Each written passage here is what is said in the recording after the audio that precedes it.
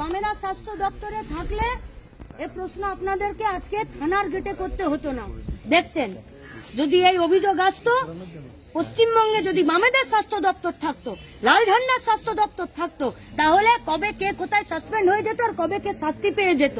যেহেতু এটা তৃণমূল কংগ্রেসের স্বাস্থ্য দপ্তর চলছে, যেহেতু এটা বিজেপির ছাতার তলায় তৃণমূলের স্বাস্থ্য দপ্তর চলছে, তাই আজকে এই আন্দোলন রাস্তায় নামতে হয়েছে। আর দীর্ঘদিন অভিযোগ থাকা সত্ত্বেও কোনো পাতা উল্টে দেখেনি। নইলে ওই সন্দীপ ঘোষটা জামিন পেয়ে যায়, নইলে ওই সন্দীপ ঘোষটার প্রাইজ পোস্টিং হয়, নইলে ওই সন্দীপ ঘোষটা যে মর্গে ডেড বডি বেচে দেয় আর তার সঙ্গে সহবাস করিয়ে পর্ন ভিডিও বাজারে বিক্রি করে, তাকে মাথায় নিয়ে নাচে রাজ্যের স্বাস্থ্যমন্ত্রী? নাচে না। পশ্চিমবঙ্গ ফার্মাসিউটিক্যালের কোনো ওষুধের বিকল্প ওষুধ না মানে না এনেও সমস্ত ওষুধকে বন্ধ করে দিল, মানে এরপরে রোগীরা কোথায় যাবে, কি করে? বললাম তো, যদি পশ্চিমবঙ্গের স্বাস্থ্য দপ্তরটা লাল ঝান্ডা চালাতো, এই একটা প্রশ্নের সম্মুখীন হতে হতো না।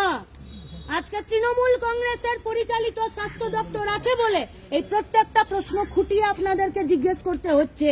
জিজ্ঞেস করুন পুলিশকে, স্বাস্থ্য দপ্তরকে, আরজি করে পাথরতা যে ডাক্তার, সেখানকার ছাত্রী, কেন তার ডেড বডিটা এরা নিজেদের দায়িত্বে নিয়ে গিয়ে পুড়িয়ে দিল, নিজের মা বাপকে না দেখতে দিল?